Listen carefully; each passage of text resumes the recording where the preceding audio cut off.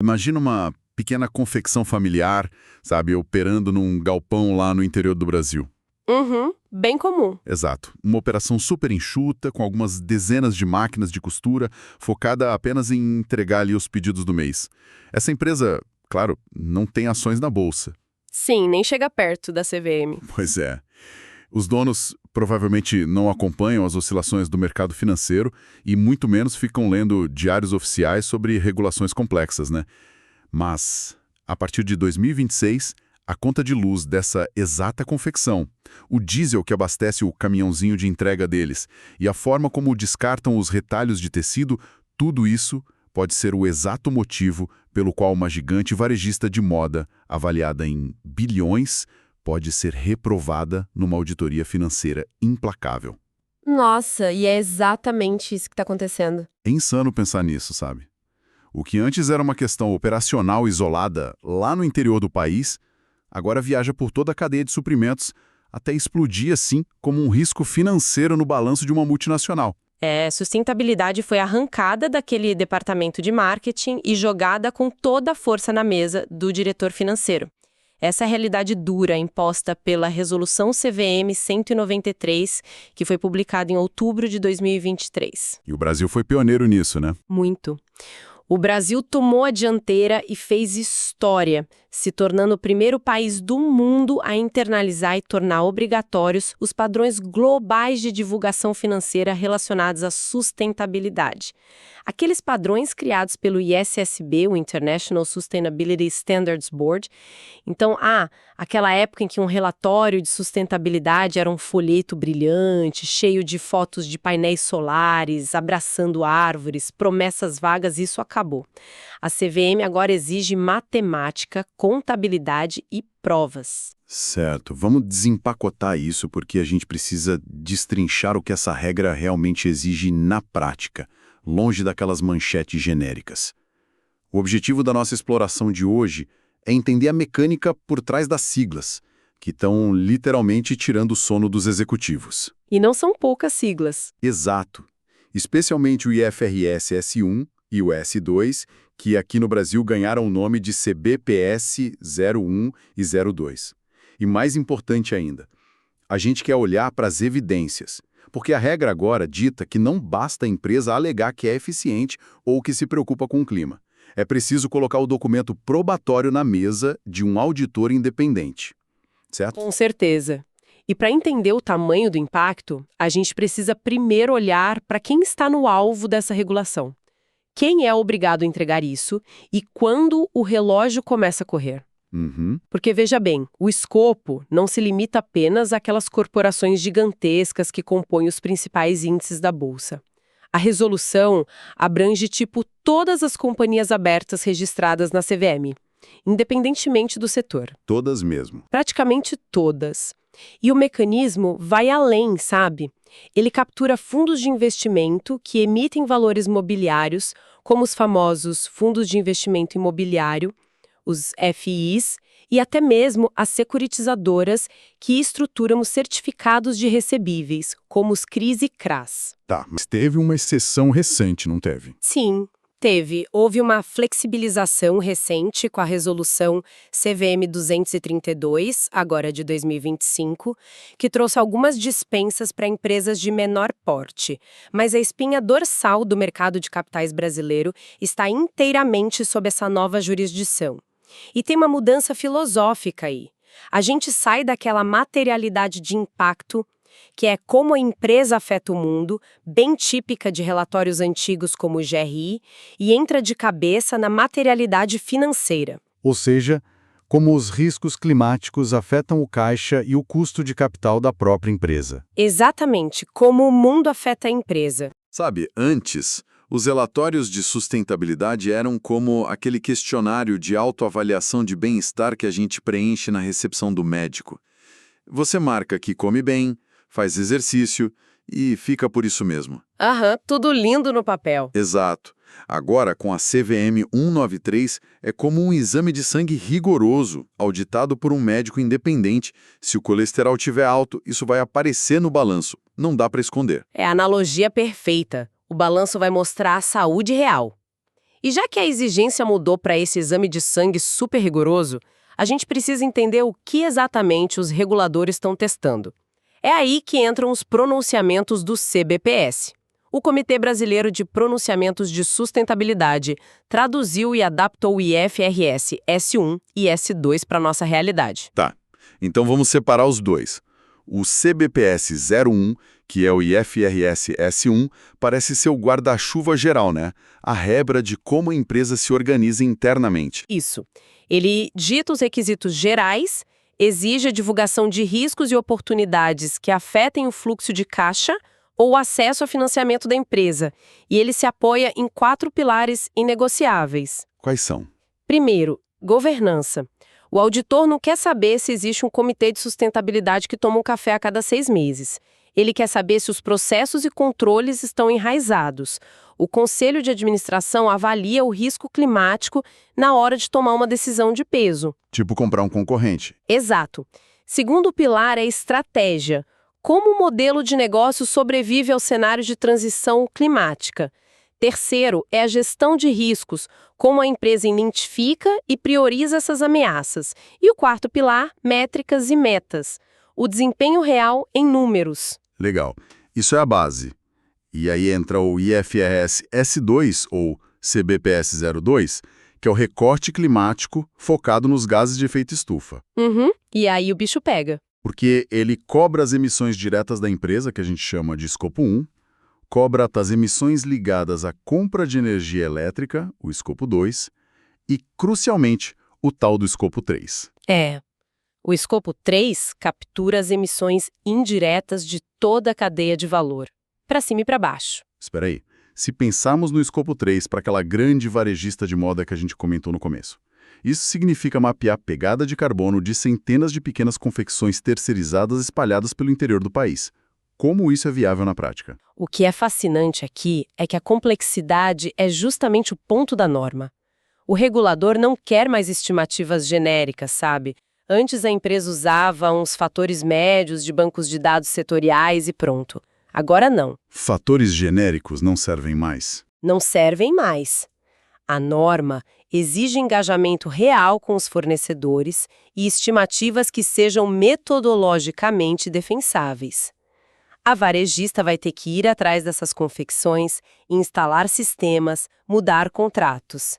Vai ter que coletar dado real de consumo. Caramba, mas se a exigência é tão profunda a ponto de ir até o fornecedor do fornecedor, como as empresas provam que esses dados são reais e não apenas uma estimativa super otimista feita no Excel? Aí a gente entra na grande prova dos 9. Apresentando um conceito que é um verdadeiro divisor de águas. A asseguração razoável. Que passa a ser exigida a partir de 2026, certo? Isso mesmo. Durante a adoção voluntária em 2024 e 2025, o mercado trabalhou com a asseguração limitada.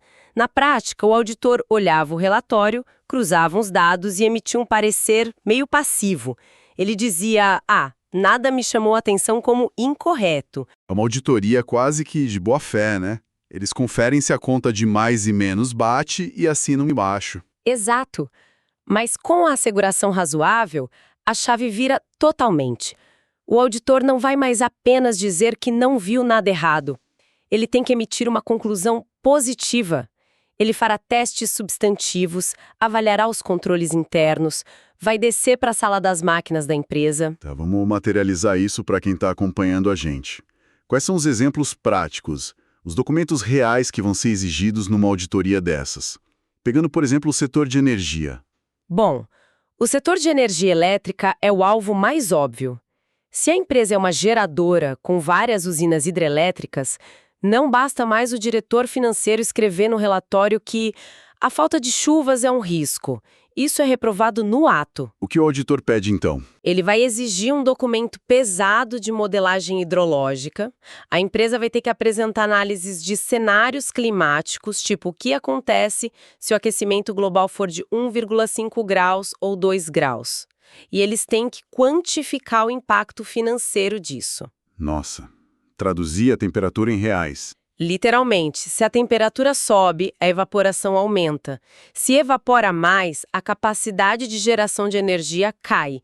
E se a capacidade cai de forma permanente, o auditor vai exigir que a empresa reduza o valor contábil daquela usina no próprio balanço patrimonial.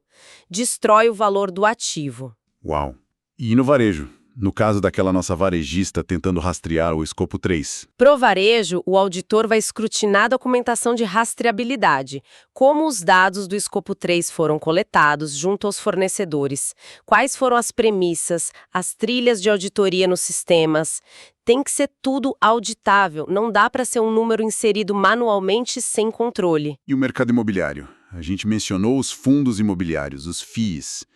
A Faria Lima inteira adora um prédio com certificação verde. Pois é, as certificações sustentáveis de edifícios, como LEED e Aqua, elas deixam de ser apenas um ornamento ou uma peça de marketing para atrair inquilino bacana. O que elas viram? Elas se tornam a infraestrutura técnica e documental do fundo. Elas são a evidência objetiva de consumo energético, do uso de água, da qualidade ambiental.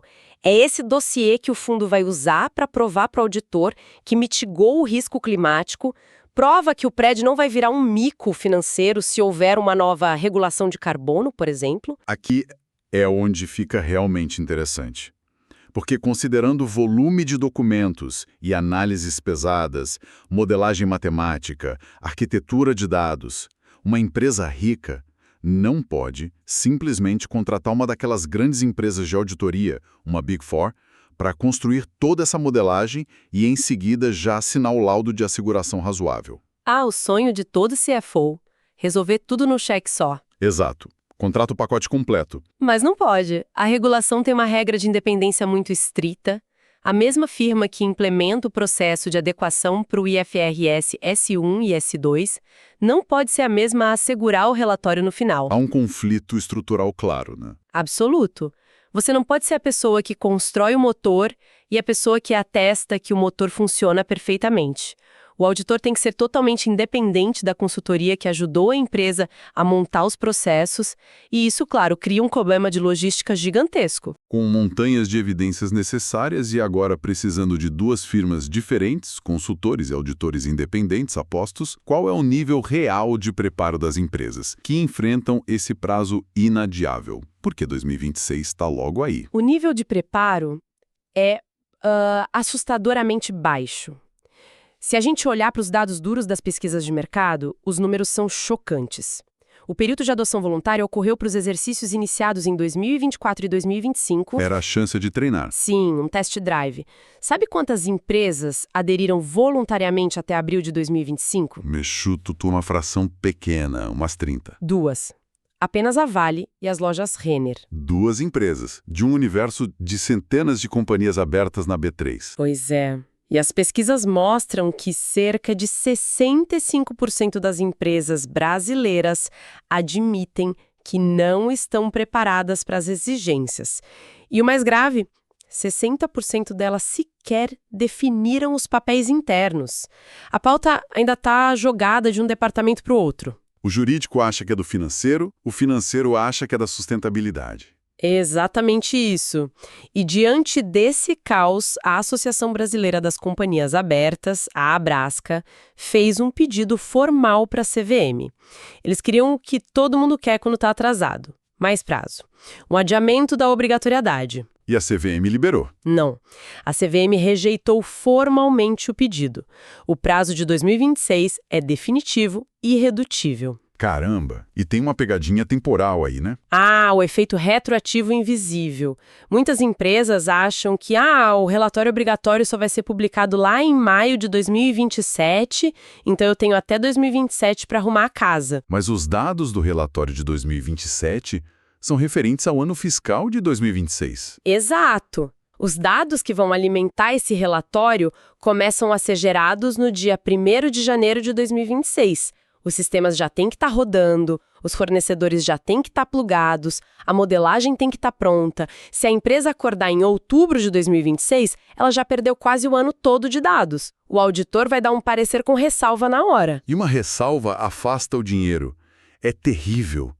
Como o Brasil se compara com o resto do mundo nisso? Porque parece que a gente foi com tudo. Fomos no modelo tudo de uma vez, o famoso all at once. É um choque de realidade. Se você olhar lá fora, a Europa previu fases graduais de acordo com o porte da empresa.